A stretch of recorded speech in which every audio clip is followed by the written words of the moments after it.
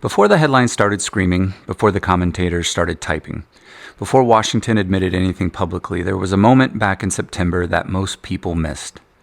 A moment that looked small, a moment that looked routine, but it wasn't, because in September, the United States quietly crossed a threshold in the Caribbean, and nobody realized they just watched the first domino fall. It started with a series of explosions at sea. Not near Venezuela's coast, not near its oil terminals, but around its drug boats. The fast-moving, low-profile vessels that have been Venezuela's shadow economy for years. The kind of boats that don't show up on global trade charts, but shape the survival of an entire regime. Washington didn't call it escalation, they called it maritime interdiction. A clean phrase, a technical phrase, a phrase that hides the truth underneath. The U.S. wasn't just stopping traffickers. The U.S. was choking off one of Maduro's last functioning revenue engines. And they were doing it deliberately. Because behind the political speeches and the diplomatic posturing, everyone who studies this region knows the same uncomfortable truth. Venezuela's military, the upper ranks, the loyalists, the power holders, is funded not by prosperity, but by illicit flow. Fuel smuggling, gold, and for years now, cocaine shipments moving north. Those boats weren't just drug routes, they were lifelines. And in September, those lifelines started exploding.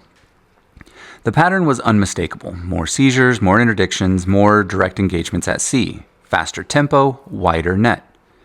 It wasn't random. It wasn't routine. It was pressure applied with precision.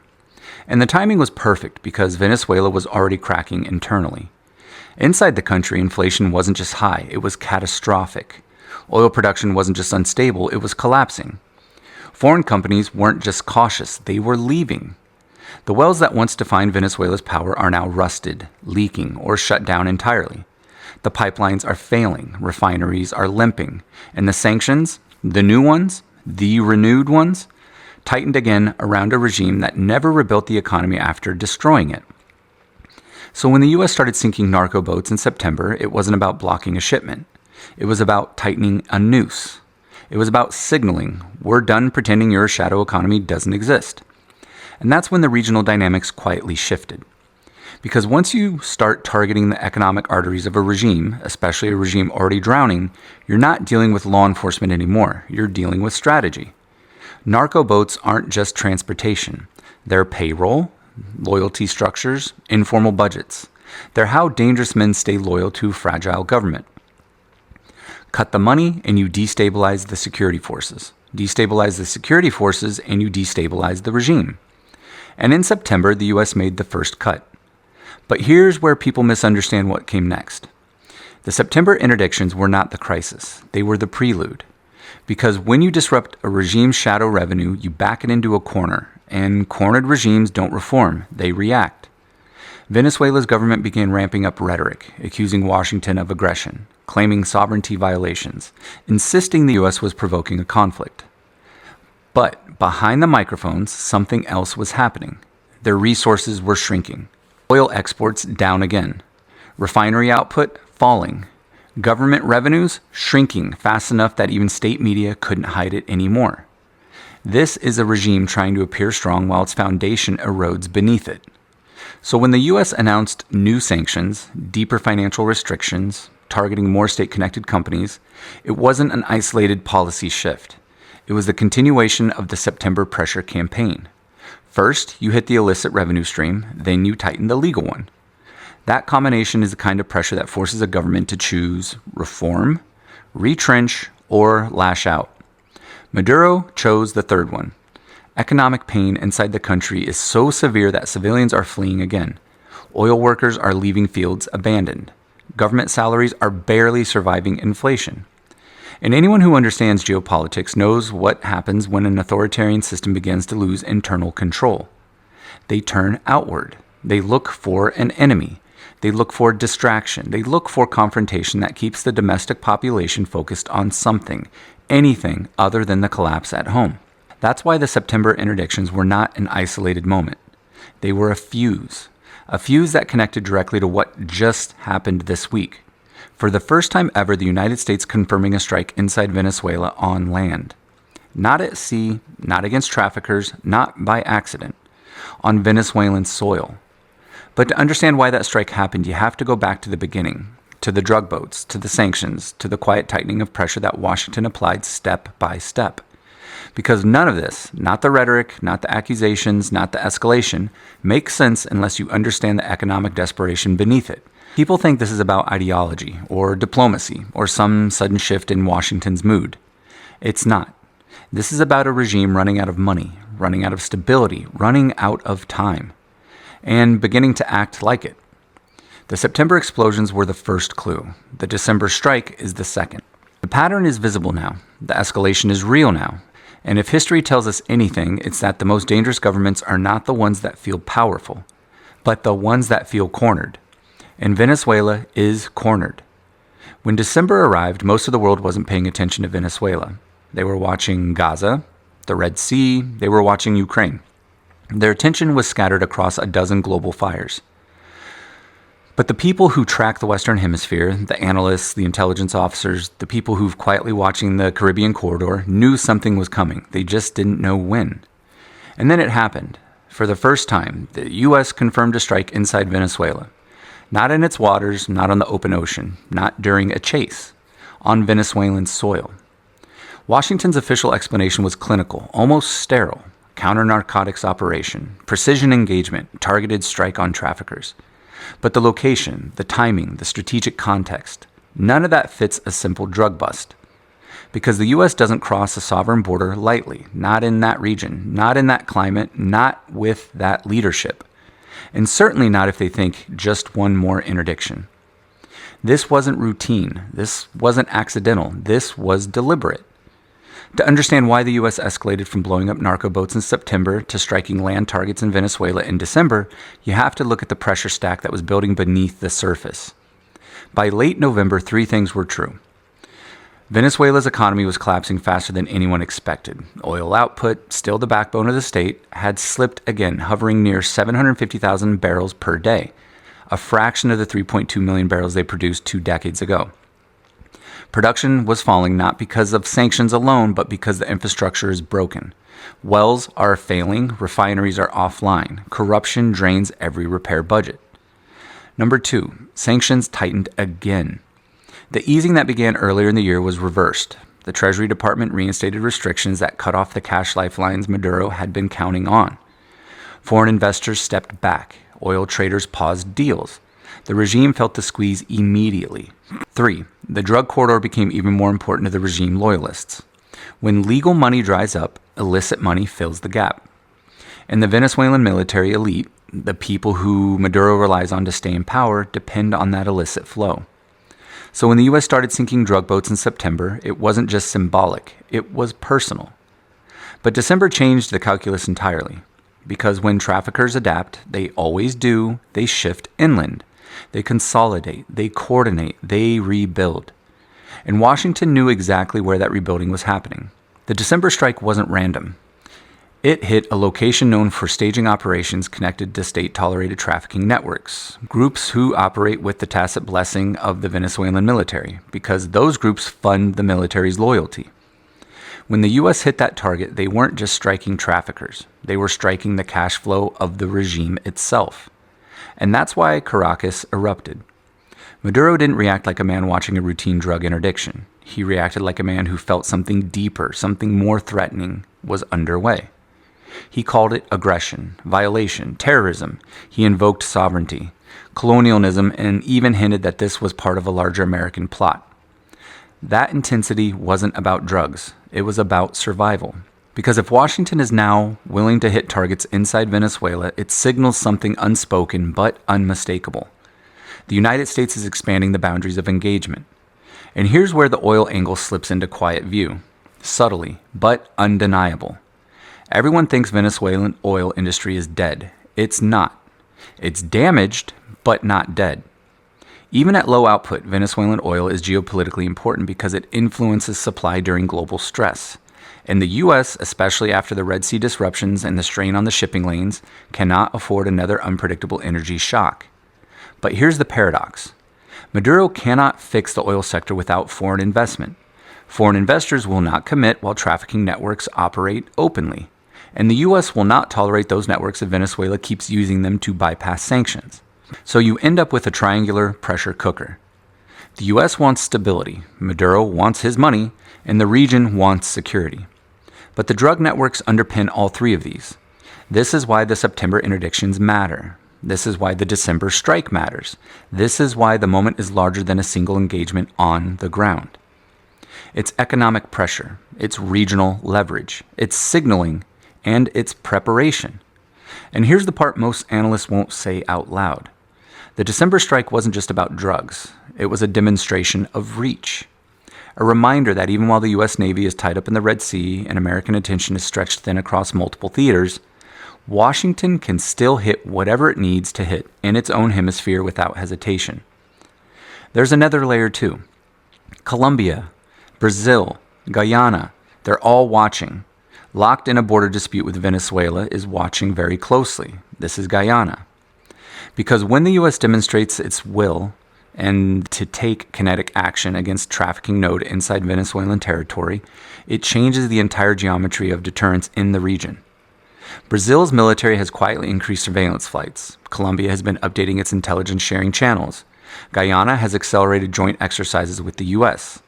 The Caribbean basin, normally quiet, is now alert. Because everyone understands the same truth.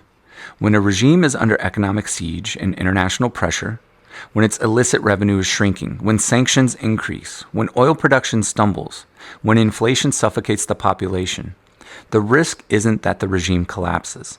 The risk is that it does something reckless to survive. That's what this moment is. Not collapse, not war, not peace. Instability. A fragile state under pressure. A U.S. government pushing harder. A region bracing for the next move. And the December strike, quiet, surgical, officially about drugs, was the clearest signal yet that Washington believes the situation is entering a new phase. A phase where deterrence must be demonstrated, not discussed. A phase where illicit economies are treated as geopolitical threats, not crime problems. A phase where U.S. policy is no longer reactive, but preemptive. The September explosions were the spark. December was the ignition. The question now is what burns next. Here's where the story turns, not loud, not dramatic, but in a quiet shift that precede every geopolitical escalation. The kind of moves that don't dominate headlines, but absolutely shape what's coming next. Because when the United States carried out that December strike on Venezuelan soil, most people read it as a one-off, a precision hit, a surgical response, a continuation of the interdiction campaign that kicked off months earlier. But that's not what's actually happening. If you really want to understand this moment, you have to zoom out. You have to look at the pattern, not the single event. You have to look at the pressures that have been building inside Venezuela and the strategic calculations outside of it. So let's slow this down. Back in September, when the U.S. started blowing up Venezuelan drug boats, fast-moving vessels running cocaine and cash through the Caribbean, it seemed like a familiar operation. We've done it before. Colombia's done it. Regional partners have done it. It's the never-ending chess match of trafficking networks versus interdiction forces. But what made this September different wasn't the boats. It was the context. The drug routes hitting the Caribbean aren't random. They're not freelancer operations. A massive portion of these networks has deep connective tissue inside Venezuela's military, intelligence services, and territorial militias. When U.S. forces sink these boats, they're not hitting street-level smugglers. They're hitting revenue channels that feed corruption at the highest levels of the Venezuelan state. And corruption isn't just a side issue. It's one of the three pillars holding Maduro's regime together. Security forces loyalty, bought and maintained through illicit revenue. Foreign alliances, especially with Russia, Iran, and Cuba. Oil, the lifeblood of the economy, now fading, failing, and collapsing. When the U.S. interdictions began wiping out those trafficking corridors, it wasn't just a law enforcement move. It was a pressure move, a destabilizing move, a message sent with explosives instead of diplomats. And here's why that matters. When you take money away from criminal political networks, you don't just hit their bank accounts. You hit their confidence. You hit their ability to pay loyalists. You hit their internal equilibrium, which means you increase the likelihood that the regime will tighten its grip. And that's exactly what happened as the fall turned into winter. Inflation surged again. Oil output dropped below expectations. Renewed sanctions from Washington and Europe began squeezing channels the regime thought it had reopened. Foreign investment that briefly flickered is now pulling back. And the U.S. quietly but decisively shifted from intercepting boats at sea to striking assets on land. That is not incremental change, that is categorical escalation. And Caracas knows it. The Venezuelan government immediately accused Washington of aggression, of violating sovereignty, of trying to destabilize the regime. Their public messaging wasn't aimed at the U.S. It was aimed inward at the military elites and power brokers who need to believe the regime is still in control. Because nothing scares an authoritarian system like the appearance of vulnerability.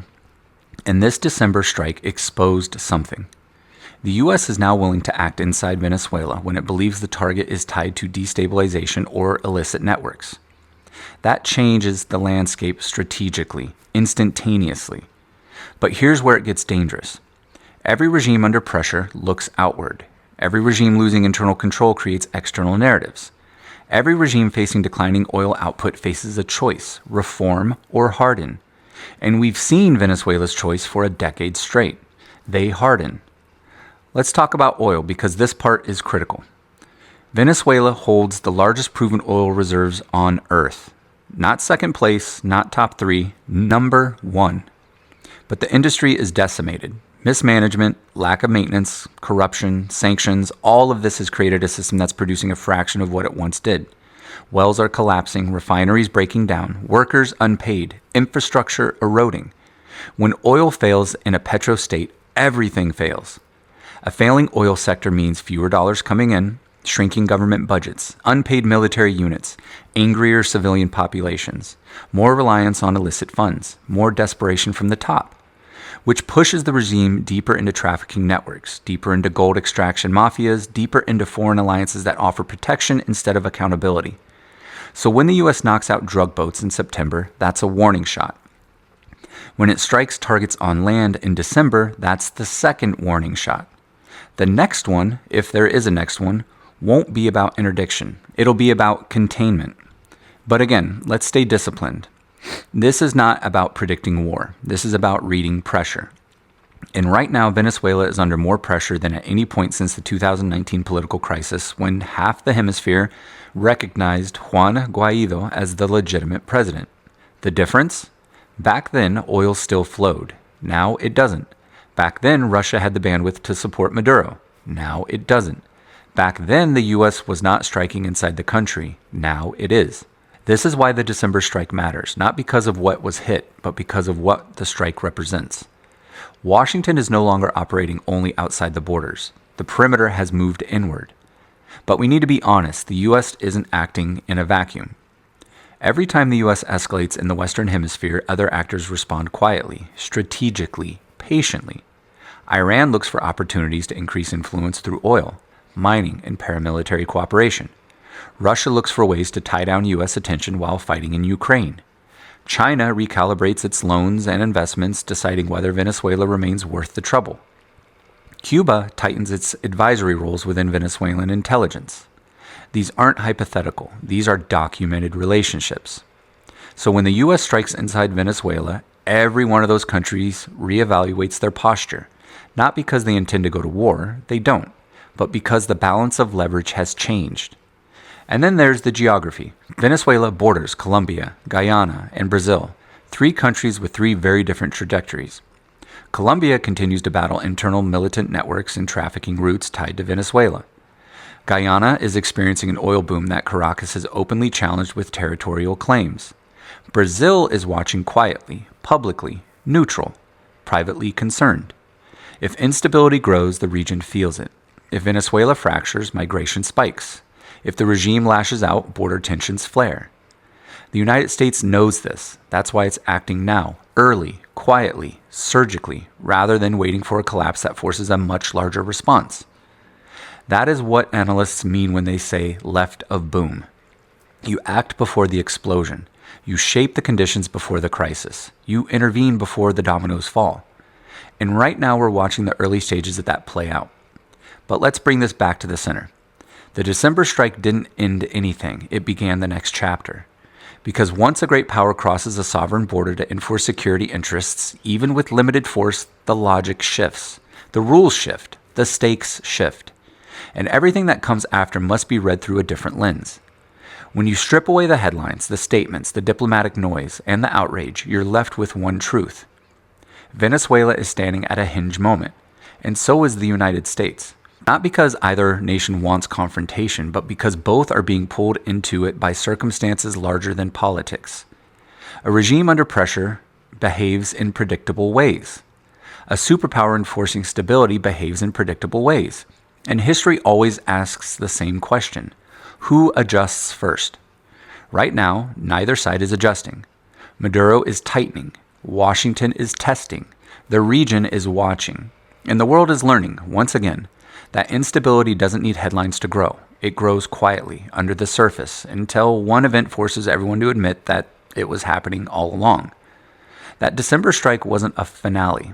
It was a signpost, a marker on the road that says, this is entering a new phase now. Maybe it stabilizes, maybe it widens, maybe it becomes one more pressure point in a world that already has too many. But the hinge has turned. And what happens next won't just shape Venezuela, it'll shape the Western Hemisphere and the credibility of the systems that claim to maintain order within it. Stay alert, because the next moves won't be loud. They'll be subtle, quiet, and technical, right up until they're not. If this breakdown gave you clarity or helped you understand the Venezuelan situation beyond the surface level, do me one favor.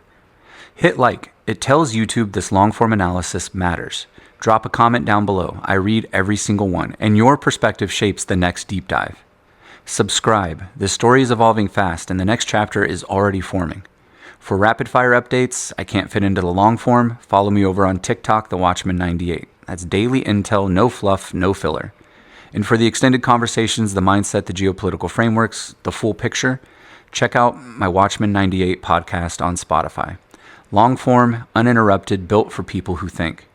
Stay informed, stay ahead, and as always, stand watch.